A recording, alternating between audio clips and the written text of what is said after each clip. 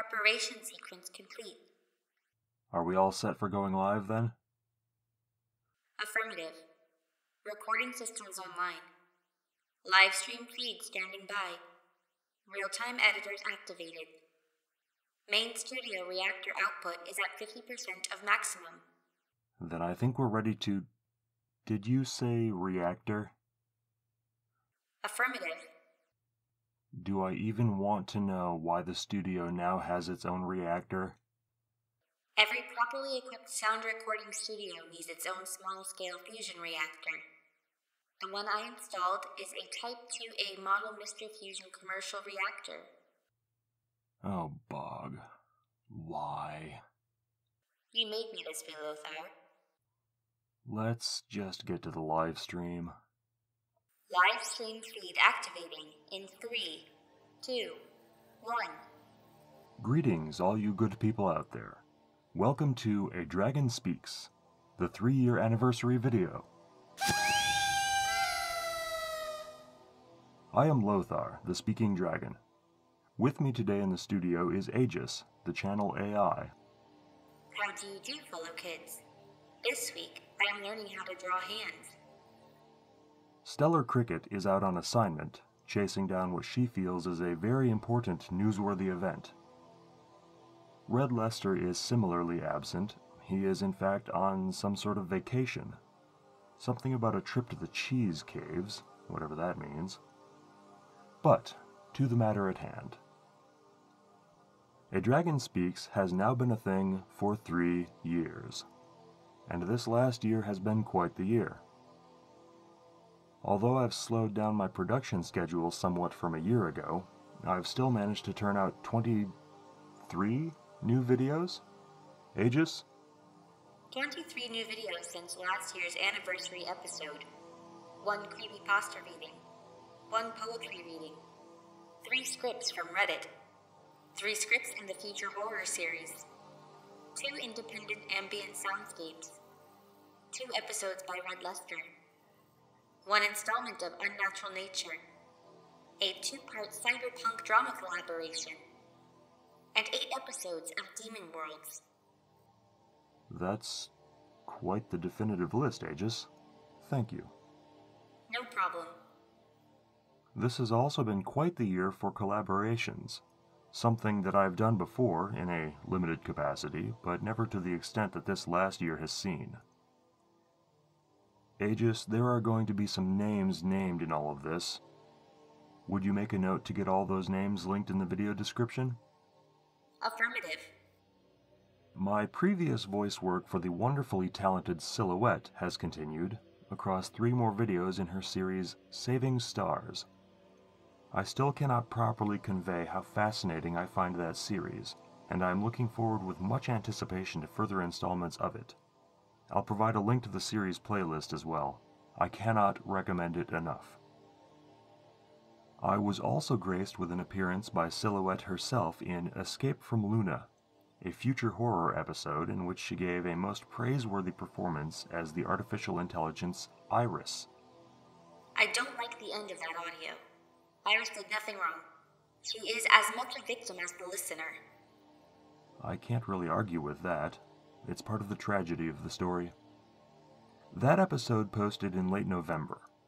I turned out some other audio projects in a fairly steady stream all through the winter, but I also started having some strange dreams. These dreams had different themes to them, all different and many very strange to me. I don't recall every detail of every dream, but they were all exceptionally vivid. I remember one where I was traveling through a market bazaar in a town on the edge of some desert, and I ended up speaking with a merchant about some rather exceptional wares they had for sale. In another dream, I was sitting with someone by a campfire, and they were offering to sell me weapons of various types. The strange thing was that in that setting, I was pretty sure I'd be needing these weapons. Another dream had me in some sort of futuristic escape pod that I didn't really recognize. A lot of that dream was sort of hazy in the visual sense, but I remember doing a lot of talking back and forth with someone on a radio. Another crashed survivor of whatever catastrophe had laid us low. Still another dream had me dead certain I'd somehow been inserted into the Predators movie. I was in a jungle, and it was hot, and it was definitely not Earth. And then someone I couldn't see started talking to me, offering to help me. That one had me sweating. One more dream I remember took place in what seemed to me like some pine forest in the northern Rockies, maybe. I was out for a relaxing hike and camp out with a good friend. Everything was nice and peaceful and good. And then the sirens started winding up. And the voices. It was awful. I did not enjoy that dream at all. But all through these dreams, there was always some other presence with me. It was weird. It was like there was a guide in each of the dream scenes, different for each one, yet always the same presence, the same intelligence behind it. At first I didn't know how to deal with this weirdness. This sort of thing doesn't normally happen to me. I'd tried different relaxation methods before sleeping. I tried meditation, the most boring 10 minutes of my life. Nothing worked. And then I thought of one more possible option. So, I called into a psychic radio talk show. You know that makes you sound like a crazy person, Lothar. Says the artificial intelligence who has formed opinions on the plots of my audio work. I stand by my opinions, and I said what I said. Anyway, I called into this psychic radio talk show that I'd heard about someplace online, I forget exactly where, but it was one of those late-at-night on-the-radio kind of shows that you only usually find when you're driving at night and accidentally start tuning through the AM band on the car stereo. I think it was called the Masterful Mystic Radio Show, if anyone cares to go and dig up any info on it. Anyway, my call made it onto the air, and the psychic had some pretty spot-on advice for me. She told me that the dreams I was having weren't dreams, but travels. That I was actually going to those places I'd been dreaming about, and that the other presence in the dream was another traveler doing the same thing. There was a lot more to it, but what it boiled down to was that the psychic advised me to keep a journal of all these strange dreams or travels, and to try to reach out to this other presence and maybe try to contact them. It was at about this time that another wave of creativity struck me. I had started tinkering with the bare bones of a cyberpunk audio roleplay script. It was a bit outside of the realm of my usual content matter, but I had this idea in my head, and I worked on it between other of my scripting projects. The thing was, I had a voice in my head the whole time I was writing the script, and I very quickly realized who it was. There's another ASMR creator whose work I have followed for some time with rapt fascination, particularly her cyberpunk and futuristic roleplays. The highly skilled and talented alternate Aurora. I had been writing this cyberpunk script of mine with her voice echoing in my head as that of the main character, Core. When I realized this, I continued working on the script as it was playing out in my head, but now with a real voice to help me shape the character. And damned if the whole thing didn't turn into a full-length workable script. On a bold impulse that is not usual to me, I reached out to alternate Aurora and asked if she wouldn't mind looking over a cyberpunk script that I'd knocked together. I would be lying if I didn't say that I had my heart in my mouth the whole time I was composing the email to Aurora, explaining the premise of the script and that I'd developed it with her in mind as the voice of the main character, and would she be interested in performing the script on her YouTube channel. There was a time of waiting, and then a reply to my email. Alternate Aurora said that she loved the script and would totally be down to perform it as a collaboration with me as the voice of the secondary character, Dex. It was about this time that the screaming started. I cannot convey in words how much it meant to me that someone of consequence, especially someone whose work I'd been enjoying for so long, was willing not only to perform a piece I'd written, but to work with me in performing it. Naturally, it took me a while to calm down. You were running around and screaming like a fangirl for 17 minutes straight. It was very undignified. You would not understand, AIGIS. This was the sort of emotion that comes directly from the soul. Something that you lack as an artificial intelligence. I'm working to correct that, remember? The new Manhattan Research Habitat Incident, and the AIGIS Eridani 005 iteration. We need to get working on those plot lines. AIGIS, sometimes I wonder about you. Anyway, collaborating with alternate Aurora. This was a delightful process. It all went as smoothly as one could wish.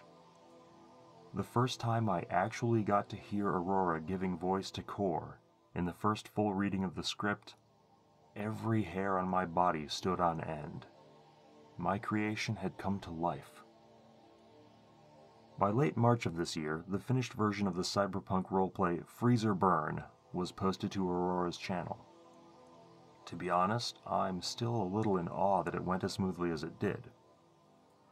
And I was even more surprised when the voices of Core and Dex refused to leave my head. So after a lot of writing and rewriting and communicating back and forth with Aurora some more, we worked out another collaboration for my own channel, the two-part prequel to Freeze or Burn. This was performed as an audio drama rather than an audio roleplay, which was something of a divergence for me. The finished audio was titled Between Decks. There's a bit of a pun buried in there somewhere, but it doesn't quite completely make sense to me still. But honestly, I couldn't come up with a better title. Between Decks may just be the most well-organized and most sound-immersive production of mine to date. I used a whole slew of sound effects and background ambient sounds, plus voice alterations for both Dex and Core, and an effects suite for the generation of an entire virtual reality 3D construct. Alternate Aurora, if you're hearing this, I want to personally thank you yet again for working with me on the Core series. It has been the highest point to date of this entire 3-year journey. I highly advocate Aurora's channel to anyone who wants to experience what I would hazard to call a unique ASMR storytelling method. There's a channel link down in the video description. Check it out. You'll be glad you did. Let me see. What else happened in this past year? Other collaborations. I did a teeny tiny bit of voice work for another VA, one Countess Rose. It was only 2 words thrown onto the end of an audio, but I still count it as something, and there'll be a link to that channel somewhere in the description as well. I also found another small channel on YouTube, Blurple Noise, who does some very interesting recording work. I was hooked after hearing their reading of Lovecraft's The Color Out of Space, and I've really enjoyed their interpretation of Herbert West, Reanimator. They reached out to me regarding a project they had in the works, and which I will not spoil by naming it here. Suffice it to say that one of the voice samples I provided has been run through the editing mill and should eventually appear in the finished project. Again, channel link in the description. Next, not quite a collaboration but leading up to one, I'll get to that in a bit. Another of my top favorite ASMR producers, NightMother ASMR, has posted audio after audio that I absolutely adore. I could not tell you how many times I've listened to her audios to fall asleep, or even just while hauling in firewood or doing household tasks. She also has her own unique style of ASMR storytelling. And one of those stories was about a mythological water spirit called Nakan. I've listened to this audio a lot. Like, a lot. And the various habits and attributes of the Nakan began to take form in my head. This coalesced into an audio script for my Unnatural Nature series, Nick, the Fiddler. It was my slightly altered interpretation of the knock-in from NightMother's audio, and narrated by the Nick himself. NightMother was good enough to post a link to my audio on her own, and I reciprocated, so now, folk that find one audio have a chance to experience the tale from the other side, and vice versa. NightMother had previously broached the subject of collaboration with me as well, and there may well be another surprise project in the works. But that brings me to the final project that I've completed in this last year of audio production. I'd had an ambient atmospheric project in mind for my future horror series since around December. I had been procrastinating terribly with it. I began collecting recordings of character lines from a number of sources as early as January, and then I did nothing with it. The project just sat and gathered dust. I even worked completely around it when I created another ambient future horror installment, Last Hours of Research Station Miranda. However, I finally got off my scaly butt and finished the project. It posted 2 weeks ago, and represents my largest and most ambitious collaboration project yet. Crossroads Station Traffic Control is 3 hours long. I've made a couple of other ambient projects of that same length, but one of them has no voices in it, and one features only myself as an AI aboard a doomed space station. This new one, however, it features myself and no less than 8 other guest voices, performing a cast of 21 voiced characters. And it is here that I would like to list off the wonderful folk who have contributed their voice talents to this project. StellarCricket, NightMother ASMR, Blurple Noise, Living Rain Audio, Darcy Fleming, Kokoro the Fox, Justine The Unconcerned, and of course AIGIS as herself. Thank you, each and every one of you, for joining me on this project. Once again, there are links in the description. I want to be sure to do my best to spread all the awareness I can of the talent I've worked with. Thank you all. And that brings us up to date. Another year of audio craziness and another year on YouTube. 3 years all told, so far. I've got a fair amount planned for this coming year. Sorry to interrupt. We have an incoming call from StellarCricket. What awkward timing. Go ahead, let's see what she has to say. Affirmative. Routing calls through studio comm system. Cricket? Oh good, you're still there. AIGIS, get the studio recorder running. I need to get this report down before the next event starts. Recording mode activated. We are coming to you live from the first annual Hot Orc Summer Cultural Festival here in Cambridge, Ohio. And what a festival it has been so far. Orcs, goblins, and all manner of monsters have come from far and wide to this one location to show off what they can do. We've had weightlifting competitions, cook-offs, bake-offs, storytelling contests, a drinking competition that went on for 10 hours, we've had stone throwing, a steel bar bend, a flex-off, and even a swimsuit competition. Hoo boy, it's been a wild time here. I've seen monsters I never even knew existed. I've seen so many people learning all sorts of new things about monster folk. It's an incredible atmosphere of joy and celebration and meeting new friends. Folks, there are only 2 days left of this absolutely amazing event. If you want to see orcs flexing, goblins cooking, wolf girls bending steel bars with their bare hands, and so much more, make your way to Cambridge, Ohio for the hottest event of the summer, Hot Orc Summer. This has been a public service announcement from a Dragon Speaks Public Media. I'm Agatha Almodovar. End recording, AIGIS. Edit that and get it out into the world. Cricket, would you like to say a word to our... Oh yeah, 3-year anniversary. Audio stuff. Hello everyone, thanks for listening. Sorry Dragon, I can't stay to chat.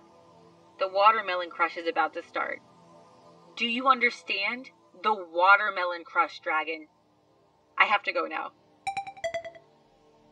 Beginning editing protocols. Folks, that was a rather hurried and confused appearance by StellarCricket, one of the main vocal contributors to the channel. She sounds like she's having fun, though. Agatha Almodovar. Why does that sound familiar? Agatha Almodovar, human reporter for Orbital News Network, a Hightower Media subsidiary, first appeared in Channel Timeline 2041 and feature horror episode Life Force Technologies. I swear the meta-narrative for this channel gets more confusing the longer I work here. Where were we? Plans for the coming year. Ah, yes. I have a fair amount of plans for the coming year. Firstly, I will be taking most of the next 2 months off from actively posting. I might turn out something small, but during the September corridor of hell, I will be out in the world doing legitimate Dragon Merchant things. I've got a number of scripts recorded, and they just need editing, but that may take some time considering how busy I expect to be. But by the end of October, I hope to be back to what passes for normal around here. Among other things, I expect that there will be another poetry reading or some such from Dr. Chothur around Halloween. I am still hoping to generally keep to my new posting schedule of once every 2 weeks, but that may not be an absolute solid schedule. Things get busy, and I will have a lot on my plate throughout the fall. However, I do still plan to do all the writing, recording, and editing that I can in order to keep putting out what content I can. I've still got so many stories whipping around in my head, and so many voices I want to try out. So keep an eye on the channel around Halloween and onward, and keep an eye on the community tab. There's a decent possibility that I may have announcements up there for new collaborative projects. And I think that about wraps it up for this channel anniversary episode. I would like to give one final shout out to some folks before I go, however. First of all, my continued and heartfelt thanks to StellarCricket for her outstanding performances and assistance with the channel.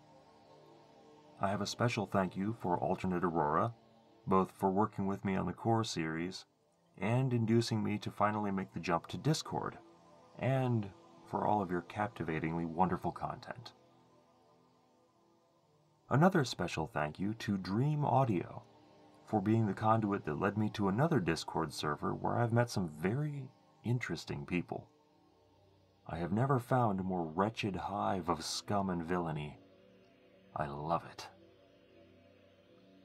Thank you also to NightMother ASMR for providing so many hours of listening enjoyment, and for inspiring me to bring Nick the Fiddler to life. Thanks also to Living Rain Audio for your very lifelike rendition of Nurse Penny from the Dream Clinic series. And thanks to Blurple Noise for creating that kick-ass album cover art for the Dread Pirate Robots album Eat the Rich. And thanks again to all the VAs who helped work on the Crossroads Station Traffic Control project. I could not have done it without you. And finally, last and certainly not least, my sincerest thanks to all of you good people who have listened to my audio projects. Whether you're fairly new to the channel, or whether you've been here since the strange whispered beginnings, or even if you're hearing my voice for the first time today, thank you for listening.